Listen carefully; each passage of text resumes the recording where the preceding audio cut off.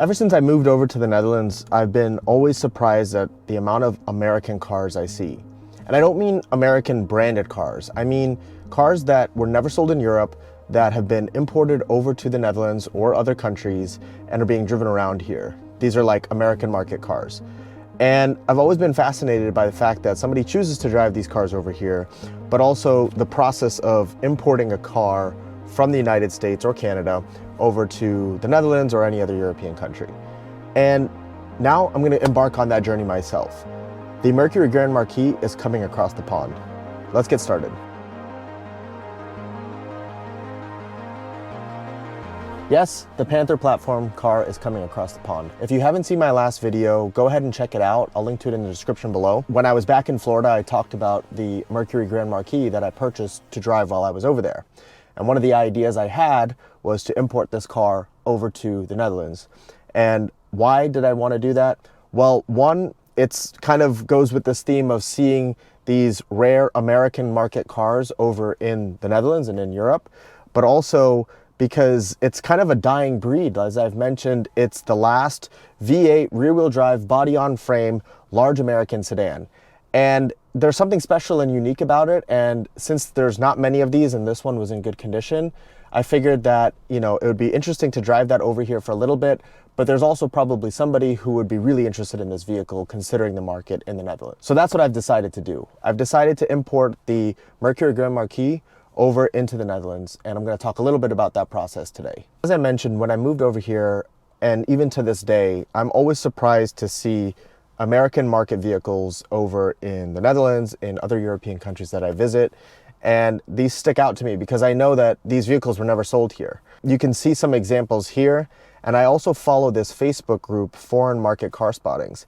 And there's a lot of these types of vehicles, many in Poland, many in the Netherlands, but also France, Germany, Belgium, all over kind of mainland Europe, as well as the UK. And it just fascinates me that somebody chooses to import these themselves or buy one of these imported vehicles and drive it around regularly. American cars kind of have a unique cult following in the UK and mainland Europe, and I find that so fascinating.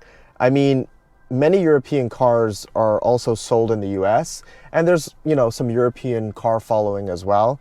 And some people also choose to import, special and rare, unique European cars that are more than 25 years old. But the fact that people choose to do the reverse over here in the Netherlands and in other European countries really fascinates me. And now I'm going to be part of that crowd. On top of that fascination, I've always just been curious of what the process is myself. What's the process like? How long does it take? What does it cost? What are the things that have to be adapted for the European market, such as lights and other requirements? So I was really just curious, what is that process like? And this was kind of a unique opportunity to do all of these things together. I got to drive this car in the US, drive it around Florida, and kind of experience it in its home, land. And now I'm going to bring it over to the Netherlands and experience it in a completely foreign land where this car is going to stick out. It's going to be unique. It's way too big for Amsterdam streets, for streets in the Netherlands and other European countries. It's a V8 rear-wheel drive, big body-on-frame sedan.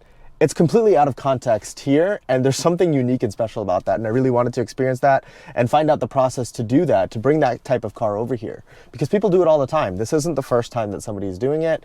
I see this all the time, but I haven't really seen many people cover this on YouTube, and that's what I wanted to do. Some of the other videos I've seen on YouTube are primarily around people who've shipped their car from the US over to Europe for a period of time, 3 months, 6 months. They've driven it around and then shipped it back. There's some Americans that have done that.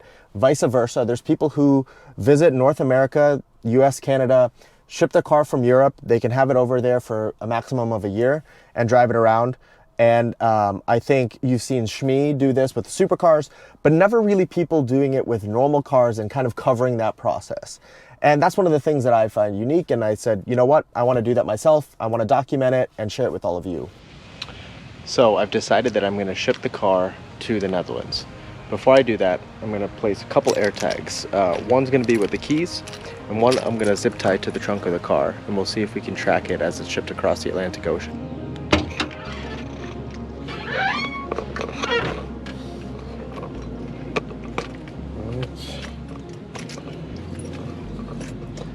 Couple good spots here.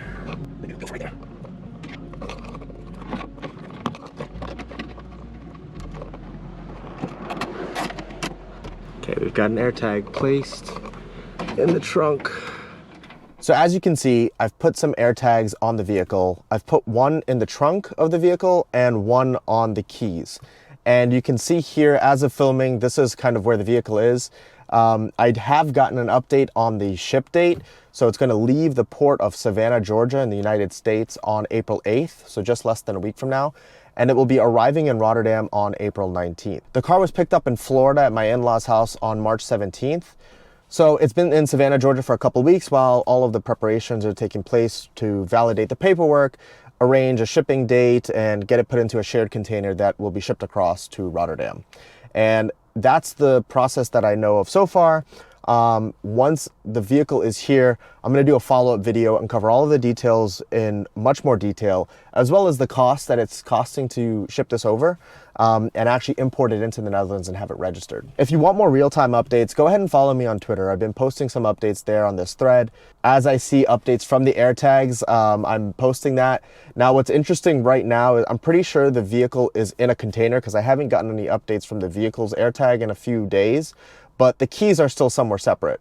So I'm not sure what's going on there. I'll report back on that, and go ahead and follow on Twitter if you want more updates. So I'll go into more updates once the vehicle is here and once the process is complete.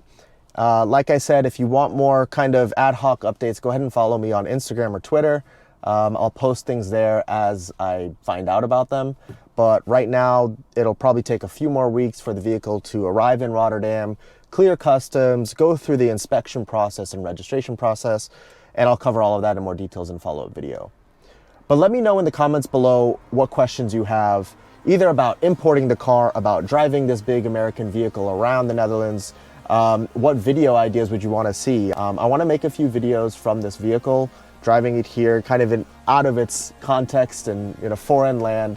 And there's something really unique about being able to experience this vehicle in both the US and driving it as well here in Europe, experiencing that vehicle in two different continents.